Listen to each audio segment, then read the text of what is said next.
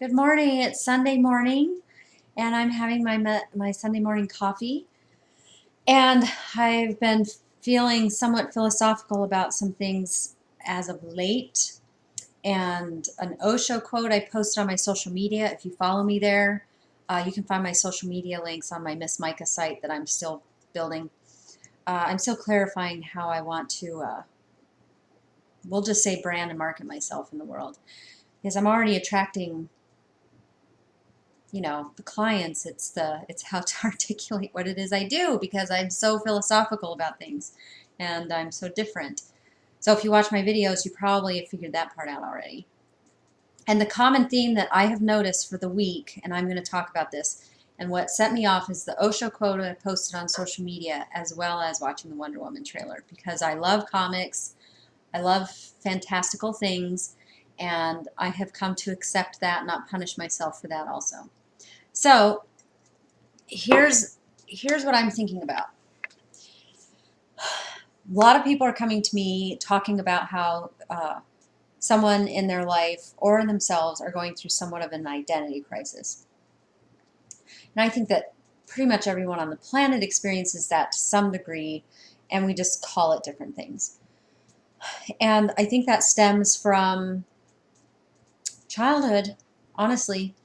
When we haven't had a real grounded feeling as we developed, developmentally speaking, and we didn't have the guidance, or at least our perception is that we didn't have that growing up, then maybe because our parent or caregiver was also maybe had a void within them that was unmet. So when people who haven't figured this out for themselves end up having children, myself included, we don't know how to teach that to our children. The best I can do now, my son is 20, but developmentally, he's pretty much past it. So all I can do is support him the best way I know how now. And the thing is we end up growing up with this empty feeling. At least I'm speaking for my primary viewers, which are people who have love and relationship issues of any kind, really, because love addiction is kind of an extreme example and something I don't really identify myself with anymore. I feel like I recognize when the pattern might come up, but I kind of have a good handle on it now, and it's really liberating to know that the thing that caused the most shadow parts of your behavior, once you flip it, the polarity of that is your own personal superpower. So when I recognized that, as soon as I saw the Osho quote, and I also had to say, look, I love fantasy. I always have. My primary archetype is magician. I'm a magician archetype primarily. I used to love magic, and I don't mean in the mystical, uh, divination or black magic. Not that way. I mean in the way things transform. Like, it's magical to watch, like if you watch in a fast forward the videos of flowers blooming or a plant coming up from the ground. To me, that's magic, and human beings do the same thing. A human being is a caterpillar sometimes that becomes a butterfly. To me, that's the magic I want to work with. That's the alchemy that I work with, is just being in the presence of someone and having a perspective that helps them feel so self-accepted, or doing body work that helps them resonate so deeply. You can feel the shift, the transformation in that moment, and they almost need no more dialogue around it. I have to say so little for that to happen. And that, to me, is the most magical thing about my life. So I grew up with comic books. Of course, as a love addict, I grew up in fantasy, and it got carried away because I was a child and didn't understand what healthy and unhealthy was, and my parents' solution was to just ban me from anything magical. Like, I couldn't even have my Cinderella records. It was heartbreaking. I still get teared up thinking about it. They got taken away because I listened to those records over and over again. Bibbidi bobbidi boop, And But my parents didn't understand what was going on, and weren't able to have a dialogue around or helping me direct that magical stuff into reality. They just stripped me from it. So then I longed for it even more because it was my escape. It was my coping mechanism. And, look at J.K. Rowling. She was able to create this franchise based on her imagination. So fantasy and imagination, like, can you imagine, to me, the greatest culmination of my imagination would be to see a book that I have completed, or seeing something on the big screen, because I'm obsessed with movies, that I helped create. And that is a healthy form of fantasy. And it takes someone who's healing from a love addictive pattern some time to accept when you're having a healthy fantasy, because you get really hard on yourself, and you put yourself through some self-abuse. And I just wanted to make sure that people understood that when someone is searching for something outside of themselves, there's a void that I'm not going to say is unrecognized, because they clearly on some level recognize that it's there. So this is when infidelity happens. This is when betrayal happens. This is when we go against our own moral code or our value system. Or we're not even clear on what our values are, because we have spent so much time and energy just trying to draw things outside of ourselves to stuff into this hole so that we can feel whole with the W again, complete. And this shows itself up as addictive patterns, including relationships, where we go from one relationship to another saying we can't go without sex, and we can't go without touch from another human being. Well, yes, you can. You literally will not die. You cannot die if somebody doesn't have sex with you for a while, or if and you're single. Now, a relationship can begin to deteriorate if these things don't happen. But if you're single, you can go a significant amount of time without having these things in your life. And the more you give yourself that time, the more you can be with that empty feeling and recognize what it is that you were longing for in the first place, and discover ways to fulfill it without using another human being or throwing all of your power off to other people. Because so many people say, please validate me by having sex with me. If you just have sex with me, I'll do whatever you want me to do. If you validate me as a human by having sex with me, or if you just spend this time with me, I will compromise my moral code. I will have an affair. I will seduce someone who is in a relationship. I will do whatever it takes to not feel this empty feeling. If you're too afraid of that empty feeling, you are just going to keep sucking other people into your black hole vortex. And if that's not really what you want to do, then you need to love other people enough to be with it and figure that out. And there are people like myself who can professionally be with you during that process, so you don't feel alone. When you start to hold space with other human beings in a way that doesn't give them your power by saying, well, what do you think about this? What should I do with that? Please help me direct. But the most important thing is to just hold dialogue with someone. And I think that's what I like about the work I do the most, is just sit with another human being and let them process. Let them have that dialogue. Let them be. Because when you're doing that, they are getting to know who they are. When you can stop and pause and not tell them what you think about their situation, but maybe summarize what you're hearing, that might help them self-reflect and not be attached to what you think it is, and not be attached to blaming someone outside of them. I think that's why a lot of people come to me also, is because I'm the perfect stranger.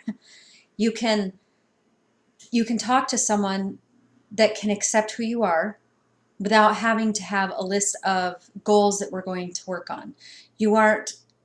Coaching is really good and valuable, and yes, I do that also when it's time to start making goals around something specific and to hold yourself accountable.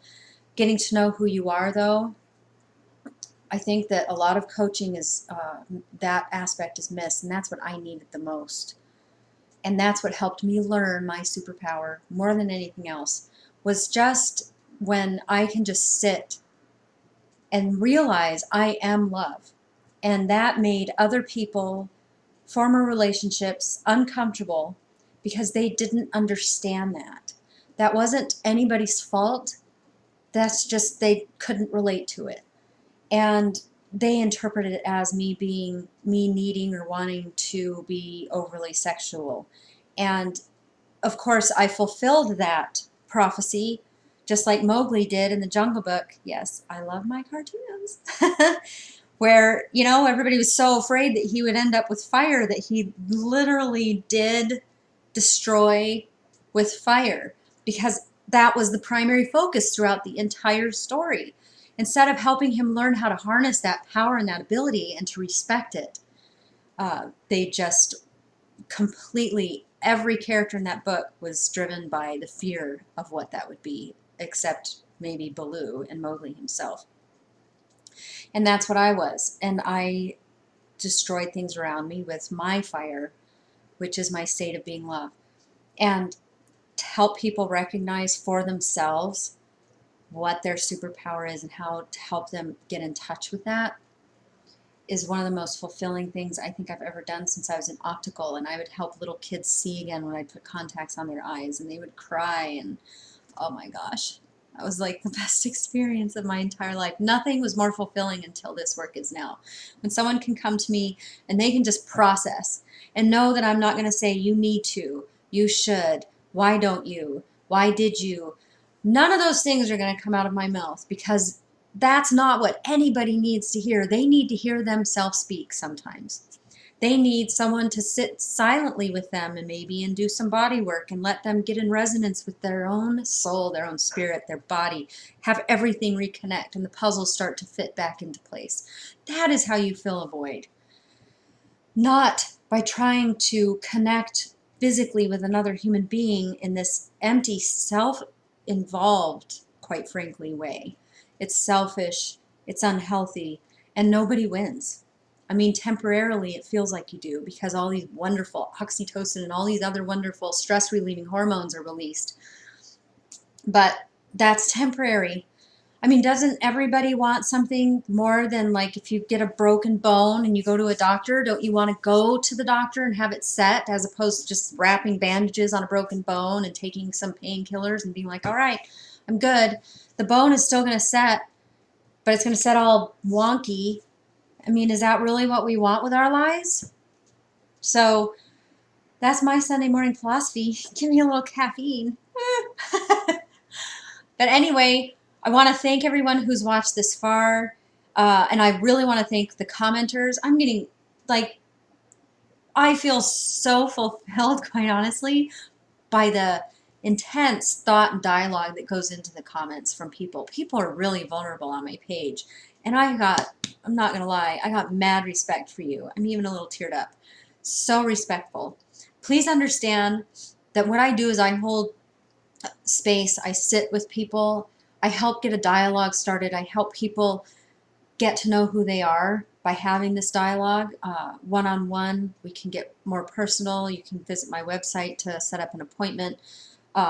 If you're going through like a breakup or a divorce, something like that, then I do have a plan where I could be available, like a monthly plan, so that whenever something comes up, because something inevitably always does, you have somebody that's unbiased that can help you process things that you may be experiencing. And I'm happy to do that for you. The first consultation, of course, is complimentary, but I want to thank all of you. Like, there's really been only 1 or 2 sexist comments, and all the rest are people that are genuinely wanting to connect with other people. So I'm working on creating a platform based on that. And I am looking for help to where I can do that on a website where people can be more anonymous, and women can have their own space and men can have their own space. But in the meantime, I may just create groups on Facebook that are private so that we can have a candid dialogue But anonymity, I think, is important, and I still have to figure that out on my website. So that's kind of the stall. And I just want to say that I am not going to get overly psychological about some things. I've received a lot of questions, really, people really wanting to dissect this whole love addict thing. And all I want to say is, look, that is one of the reasons I've gotten into these unhealthy cycles in the first place, is overly intellectualizing things. That's another avoidance tactic, just like over spiritualizing can be. I am not going to, I'm going to refer you to Pia Melody, other people who are experts. Google people in your area, maybe counselors, psychologists that specialize if you feel like you really got to get into the nitty gritty. But for me, I could not do that, because to me that was just me sucking myself into the black hole. I don't need to go into it. I understand it. I saw it like the Matrix. It just hit me one day. And then I was like, okay, this is what I've been working on. Now I need to look at what put me here and recognize every time that hits me, what is it that triggers my need to avoid, my need to suppress. And I had coaches and different people in my life that helped me stay on track to move past that and recognize when that happens. Delving deeper into it is just sucking me back into a black hole. And for my own sake, my own healing process, and for the whole work, years of work I have done, I'm not going to get into it. I'm sorry. I'm not going to get into dissociative disorders, borderline personality disorders. You know, if you want to keep talking and dwelling on that, that to me is just rolling around in the mire. For me, if you feel you need to get into that deeper, then I highly recommend you start seeing a psychologist or a professional therapist, psychiatrist, because that's their job. Their job is to delve into that. I studied psychology enough to do the work. I worked very tightly with a number of trauma psychologists, and that really helped me learn. That is not what I need to do, though. For my own health, I will not answer those questions. I'm going to always say, look up Pia Melody. Just look her up and Google, do your research. But that is not going to be my area of expertise as a psychologist or counselor, because that's not what I am. Respectfully so. My profession is to sit with people who are going through the nitty gritty, the depths of something, and they're not in a place of wanting to talk to a psychologist or really a coach, but they need somebody, a companion for their process of something they're going through. So that I can be there for you with, but look for other sources if you really want to delve deeper into psychoses, because I don't. I've had enough of it in my life, and I really want to work on the healing process and how to emerge from that. And that's the key word right there. You watch out for that word. Thank you so much for watching. I know it's a long video, and I might two-part it, but please keep the comments coming, and happy Coffee Sunday.